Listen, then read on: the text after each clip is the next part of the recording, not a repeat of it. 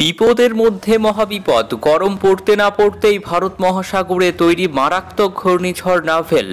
গতি ঘন্টায় 165 কিলোমিটার। তো কবে কখন কোন উপকূলে আছড়ে পড়বে এই ভয়ঙ্কর বিধ্বংসী ঘূর্ণিঝড় নাভেল এবং উপকূলে আছড়ে পড়ার সময় এই ঘূর্ণিঝড়ের সর্বোচ্চ গতিবেগ ঘন্টায় কত কিলোমিটার হতে পারে, এছাড়াও এই ঘূর্ণিঝড়ের কতটা প্রভাব কোন কোন জেলাগুলিতে পড়বে, কোন কোন জেলাগুলিতে রয়েছে কতটা ক্ষয়ক্ষতির আশঙ্কা, কি বলছে আবহাওয়াবিদরা, বিস্তারিত জানিয়ে দেব ভিডিওতে। সঙ্গে থাকুন। আর এমনই প্রতিদিনের আবহাওয়ার গুরুত্বপূর্ণ খবরগুলি সবার আগে পাওয়ার জন্য আমাদের ইউটিউব চ্যানেলটি সাবস্ক্রাইব করুন।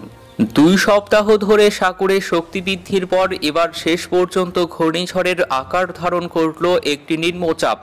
এই ঘূর্ণিঝড়ের নাম দেওয়া হয়েছে নাভেল। ইতিমধ্যেই ভারত মহাসাগরে এই ঘূর্ণিঝড়ের একটি শক্তিশালী আইবা কেন্দ্রীয় তৈরি হয়ে গিয়েছে। আপাতত আবহাওয়া দফতরের তরফ থেকে সতর্ক করে বলা হয়েছে এই ঘূর্ণিঝড়টি ক্যাটাগরি 3-এর আকার ধারণ করেছে। ক্রান্তীয় ঘূর্ণিঝড়ের শক্তির বিচারে যা অনেকখানি, এর ধ্বংসলীলাও অনেকটাই চালাতে পারে বলে মনে করা হচ্ছে। আপাতত ঝড় হচ্ছে না। কোথায় এই ঘূর্ণিঝড় আছড়ে পড়তে পারে?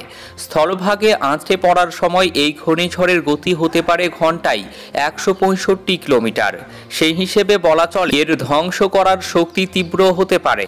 তবে বিজ্ঞানীরা বলছেন এই ঘূর্ণিঝড় স্থলভাগে আছড়ে পড়ার সম্ভাবনা তেমন নেই। এটি ভারত মহাসাগরেই 800 কিলোমিটার যাত্রা করে মিলিয়ে যেতে পারে। অস্ট্রেলিয়াতেও এর প্রভাব তেমন পড়বে না। পাশাপাশি সাগরের কোনো দ্বীপ বা দ্বীপপুঞ্জের ওপরেও এই ঘূর্ণিঝড়ের প্রভাব তেমন পড়ার কোনো সম্ভাবনা তৈরি হয়নি।